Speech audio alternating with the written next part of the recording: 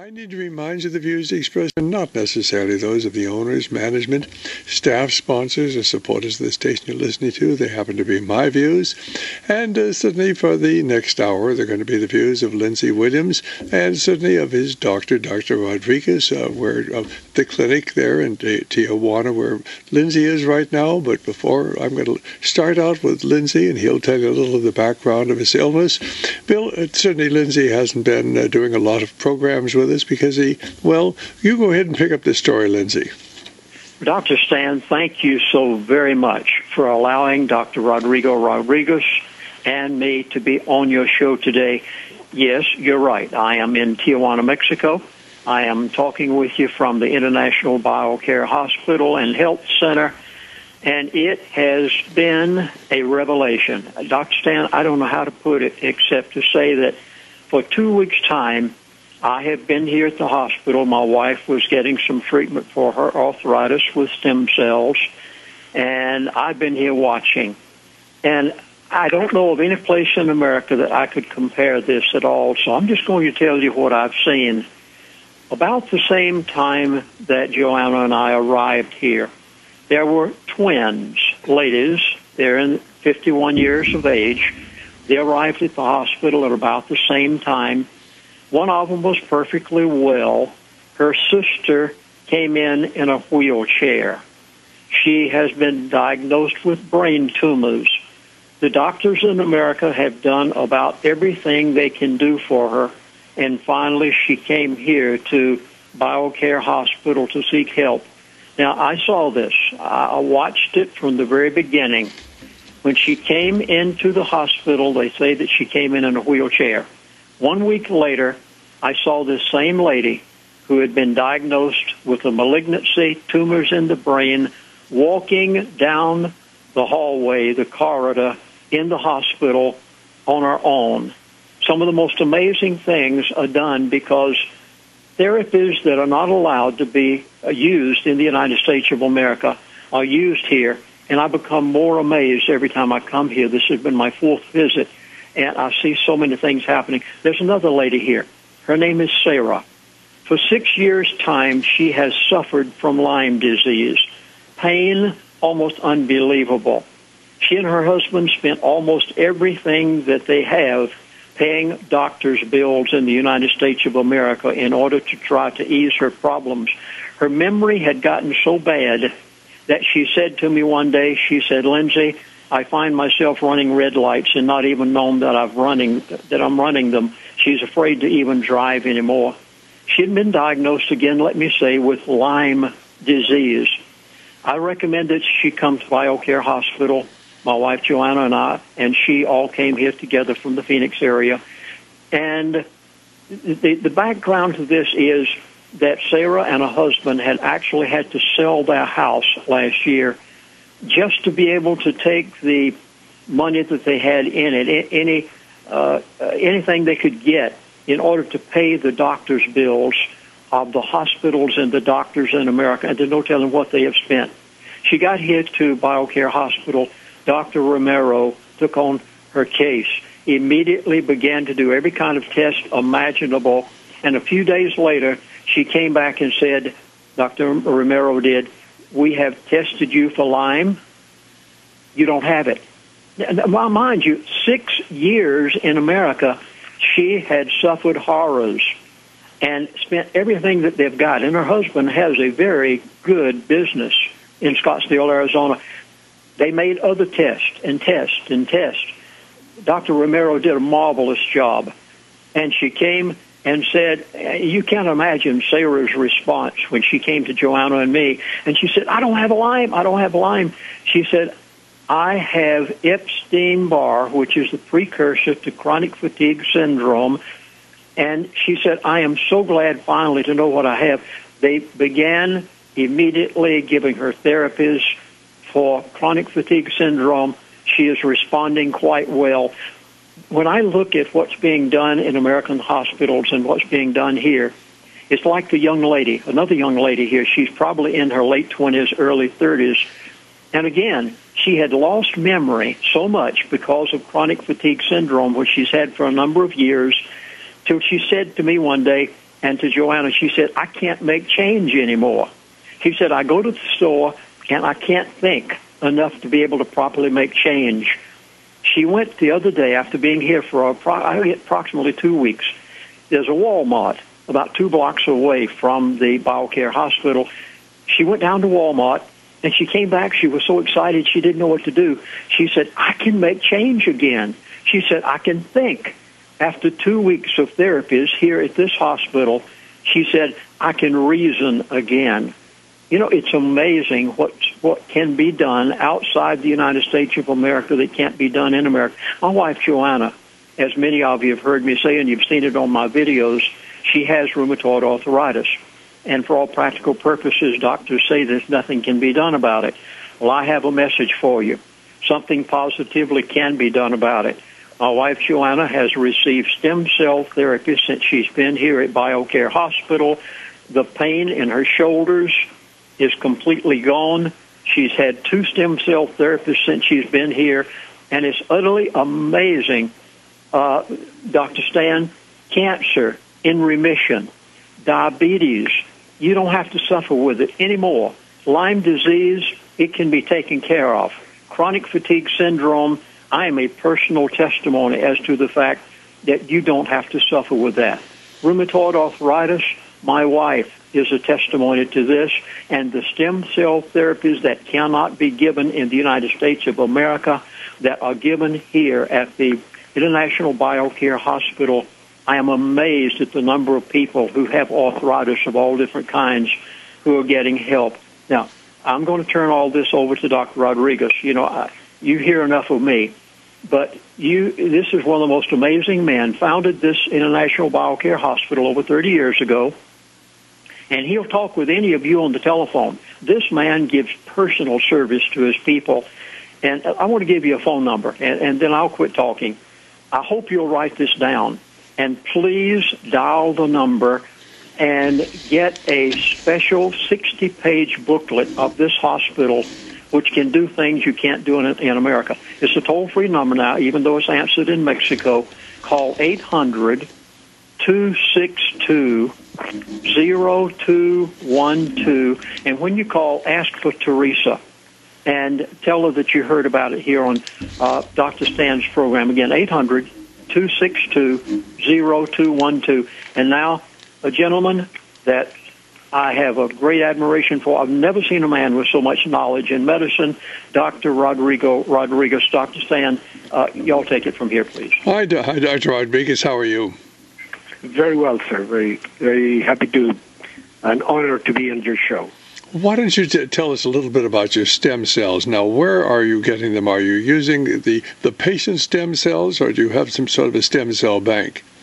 Well, you know what? That's a very good question, because one of the problems that has been blocking the use of stem cells in a much better way is the idea that we used to have. This is actually an old idea, that when embryos are produced in the womb, that stem cells are the important original cells, the progenitor cells from which every organ is formed.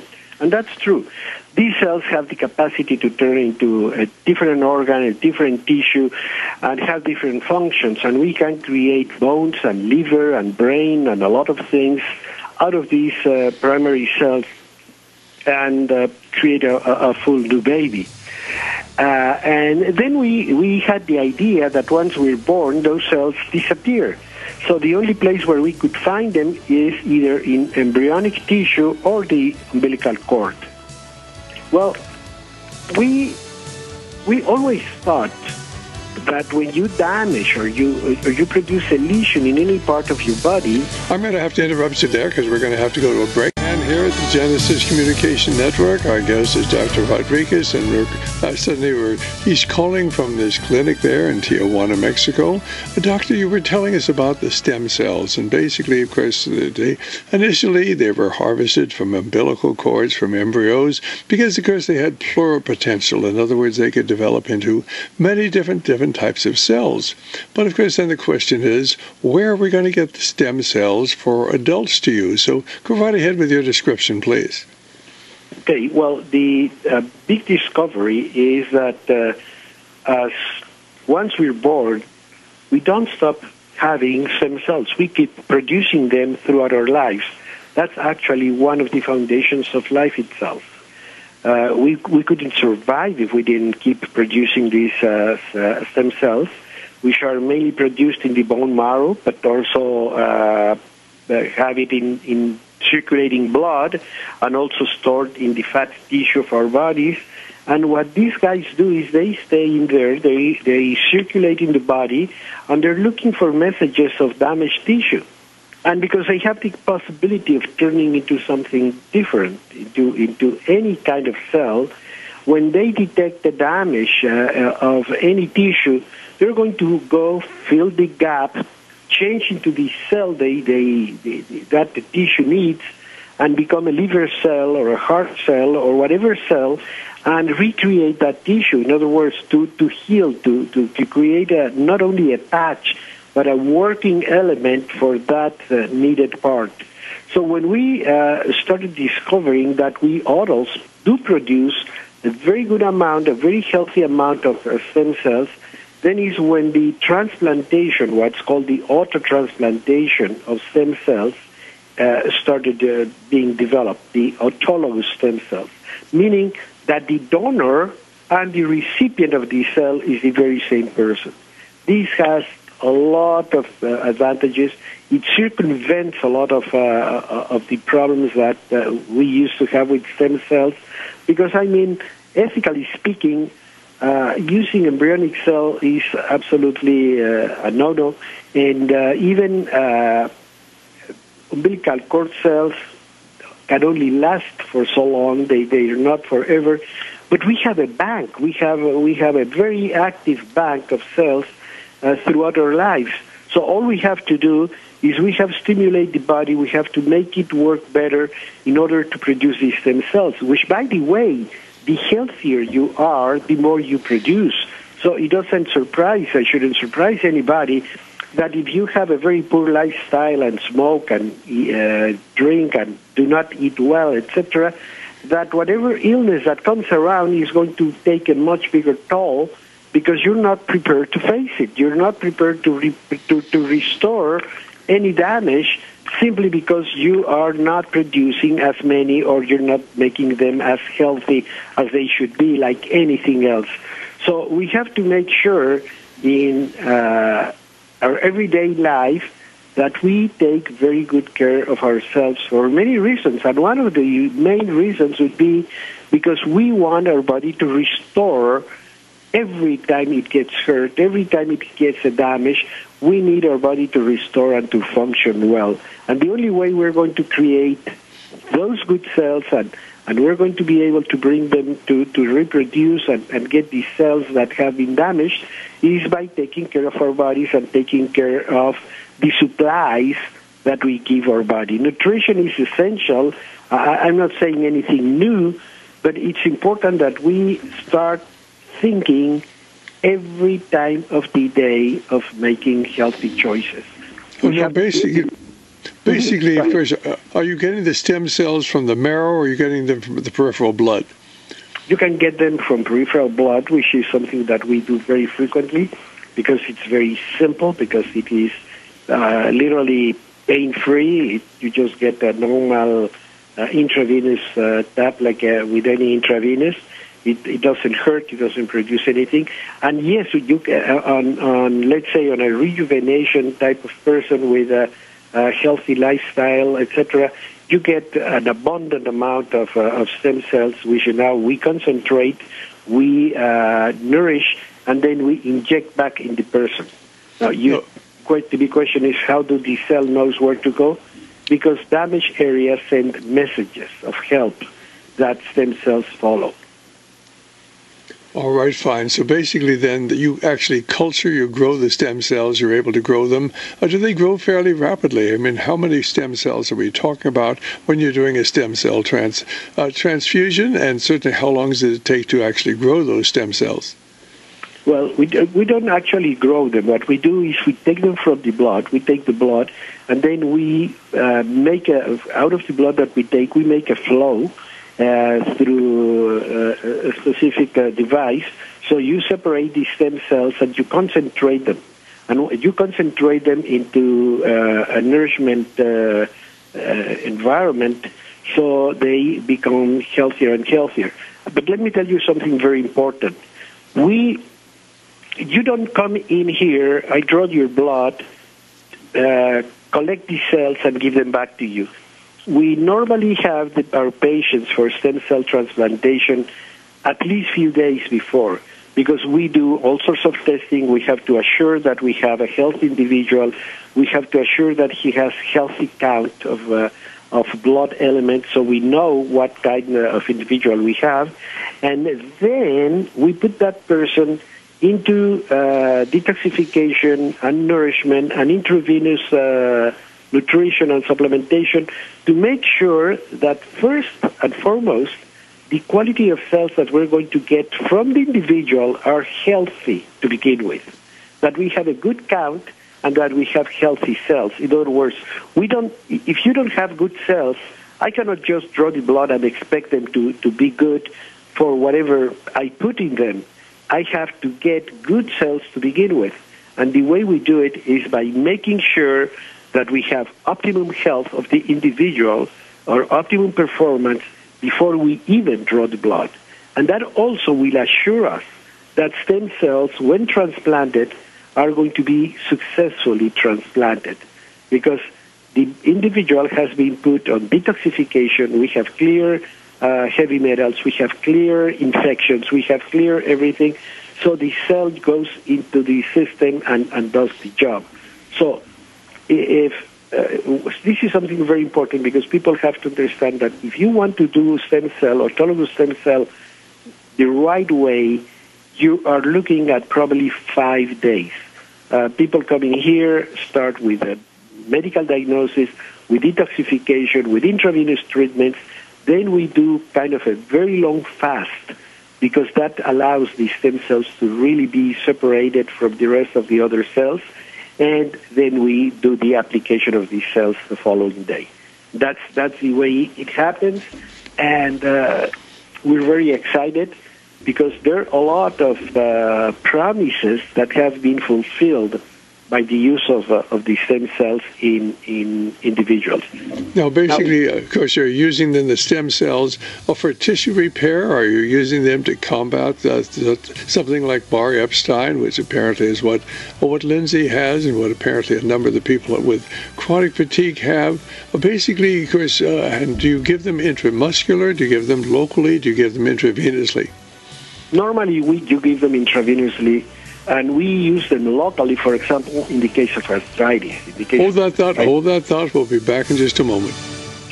Well, Dr. Stan here at the Genesis Communication Network. Our guest is Dr. Rodriguez. Dr. Rodriguez, before we go on, would you like to tell our listeners if you have a website, if you have a telephone number where they can get in touch with you, if they'd like more information? Then I want to get back to this whole issue of stem cells and certainly the treatment of chronic infections, because I think it's rather exciting. I certainly have heard about the stem cells. I've heard some exciting stories about them, especially in arthritis and infection. But before we go on, so we don't suddenly lose the opportunity, how can people get in touch with your organization? Is a number, telephone number, website, or how would they get in touch with you? Okay, website is www.biocarehospital.com. Bio, B as in boy, I-O, care, C-A-R-E, hospital.com. So that would be the website of the hospital. We welcome your questions. We welcome your comments.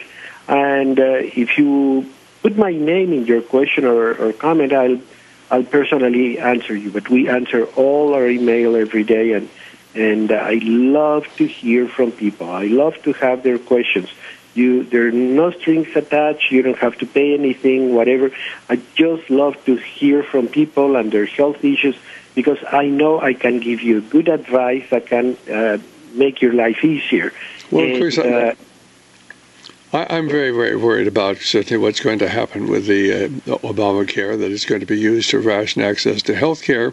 Do you do surgery, or do you have surgery at your facility or at your facility? We are a full hospital. We have all the medical services that you would find in a standard hospital. It's probably that we have a very more integrative, complementary approach to the management. We see people, we actually review the patient, and I love to have people. That's why I love to have their emails or their questions, because I love people that are proactive, that want to do something, that want to put a lot of their personal health care in their own hands and learn how to do it and be more responsible, more intelligent about what sorts of foods, what sort of exercise, what am I doing with my body. So we have a long, enjoyable life instead of being suffering and so forth. So it's very important for your audience, and I know, if they're tuning to listen to you, I know they are in our team. It's very important for people to listen very careful about all these messages, because the more we know, the better off we're going to be. We're going to learn how to eat, how to act, how to respond to illness in a smarter way, and learn about the quality of the water or the supplementation that we should be doing, etc. And all this is going to help us to live longer, more enjoyable, better performing years. Well, now you mentioned how we eat. Certainly, what are you thinking specifically about our diet? Is diet a part of the medical problem we're seeing in America today? You can say that again and again. Absolutely. On one hand, we blame the medical profession, because when you go to the doctor nowadays, they just run a battery of tests, and then they want to correct that test by using pharmaceuticals. Okay, that's wrong. But what are we doing with our own lives? We just go out and we don't feed ourselves. We fill our tummies. And then we go to fast food joints and get fried food and eat tons of refined sugar. And we don't have our vegetables, and we eat a lot of animal protein and so on. And all this is literally killing us. We're using the wrong fats, not to mention far too much of them, and a lot of protein. We're not doing hardly any vegetables and fresh fruits. We don't even know what's that. And grains, I don't see. Lentils and peas and beans and all these things are really literally gone from our diet, whereas we should have more than 50% of our calorie intake coming from vegetables and fruits. We don't do that. We normally, if you look at everybody's plate, it's a steak, it's a pork chop, it's a piece of chicken, more rarely fish, which should be probably one of the best proteins that we can eat. And by the way, I would say deep ocean fish more than anything else, and fresh fruit and vegetables and grains and all these good things. And all we have to do is just think of how we used to eat. Any of us can remember our mother and our grandmother and remember what they used to feed us with. And it's that simple. And then when we do that, then we learn a lot more about food. But we just go and fill ourselves with whatever we can find and have these carbonated sodas filled with sugar, artificial everything, coloring, flavoring, etc. So that of course is taking a big toll in the quality of life. We don't have good supply of nutrients and good supply of what the body needs to replace the good new cells. So what happens is we get sicker and sicker and sicker, and then we develop something which is the culprit of a lot of the problems that we're looking at nowadays, which is chronic inflammation. Chronic inflammation is behind a lot of the chronic degenerative diseases that are literally killing us nowadays, like heart disease, vascular disease, cancer, diabetes, arthritis. All these things really are really bad. And as if we didn't have enough problems with what our governments are putting in our environment.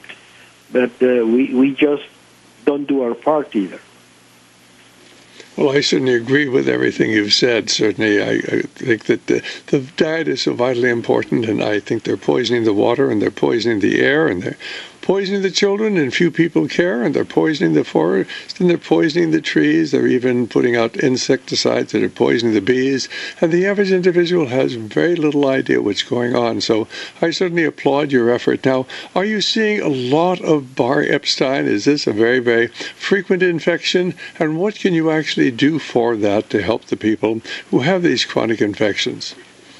Well, you know what? We're really creating a group of people with immune deficiencies, mainly because the chances of a baby being born today and getting to be 1 year old and not to have an antibiotic are probably nil. And we have to think that we have to be more protective of our children, but protect them from the medical environment.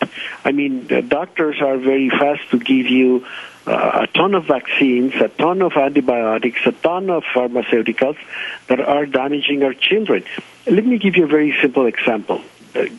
It has been proven, and there is a lot of statistical work that proves that if a mother doesn't have enough vitamin D, as in David, during the pregnancy, the chances of a child developing allergies and asthma are going to almost double. And that's exactly what we are looking at today. We have twice as many asthmatic children as we used to have only 20 years ago. And when I give a conference, I always ask people around my age, I'm 70 now, but I ask how many children in your school or friends or family were asthmatic. And they have problems remembering how many. But if I ask them how many niece or children or today, you immediately come to 1, 2, 3, 4 cases. Why? Because it's not that anything else. It's just that we are creating people with immunological disorders because expecting mothers do not have the proper nutrition. If we were to give them only, make sure that they get enough vitamin D, that would be probably a good answer to all these problems. And I could go on and on with each and every nutrient and each and everything we do to our children. So when they grow up, they're very easy prey to infections, to chronic infections. And even when we get another common example is the common flu. We get a common flu, and what we do? Well, we take a pill to take care of the symptoms. So we keep on working, we keep on going out, we keep on going to the movies, etc. When our body is screaming for help. Hold that thought. We're going to a break, and certainly I agree with you. We need to have a strong immune system. We don't get the flu. We'll be back in just a moment. Well, Dr. Stan here at the Genesis Communication Network. Our guest, Dr. Rodriguez. Our last segment of our program, we're certainly talking about the importance of diet, and diet is vitally important. This importance of maintaining a healthy immune system, and that's how you keep from getting the flu. And all this idea of taking the vaccines and taking so many of the things that are being pushed on the American people today is only going to lower your immune response, so you're not going to be able to fight off diseases, and whether that be infections, or whether it be cancer or other diseases. But Dr. Rodriguez, people don't want to hear me talk. They want to get your thoughts. So you go right ahead about the problems you're facing and how your approach to them. Well, now that we're talking about that, let me give also something that I think is an important advice to people. In this time and age, we have to supplement. We have to supplement because even if we try to eat right, we might not get the proper nutritional value of foods. We have not been very obedient, and like Leviticus says, we should let the land rest every 7th year. We don't do that. We just keep getting crop after crop.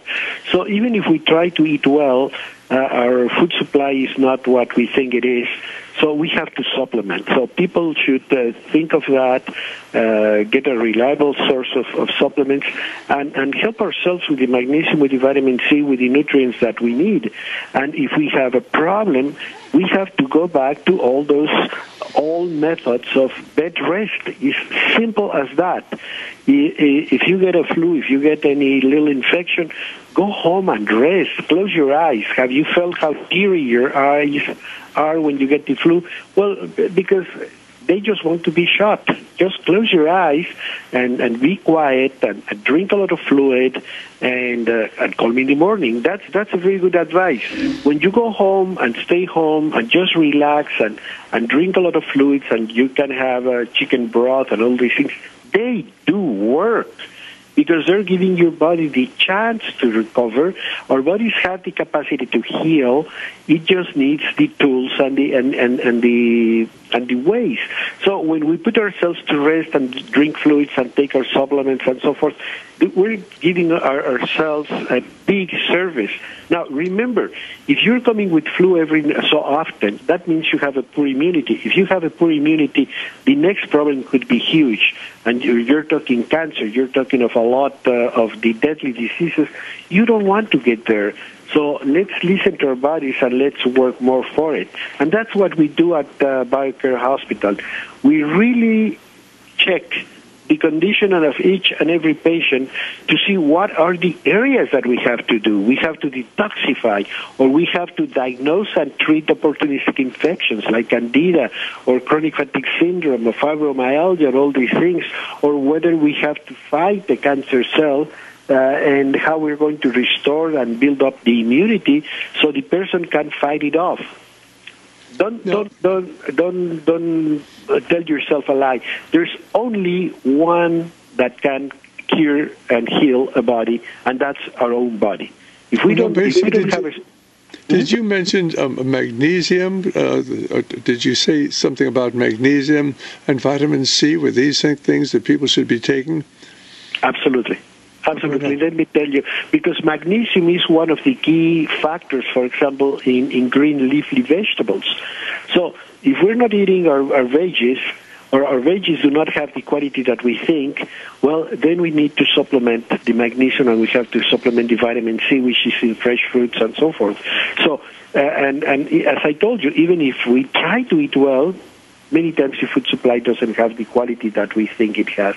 So supplementation is very important. It's here to stay. I thank God every day for it, because it let us circumvent what would be an otherwise big problem. And I think it's so vitally important. Most doctors do not recognize the fact that magnesium certainly deficiency is a major factor. In fact, most doctors really don't understand the things that Dr. Rodriguez is saying about the importance of nutritional supplements and stem cells. We're just about out of time. Well, basically, you say that it takes about 5 days from the time you collect the stem cells to the point when you replenish them in the body. Is that really? Is that what you're talking about? No, we're talking about 5 days of putting people up to the optimum health possible, to then harvest the cells and then do the transplantation.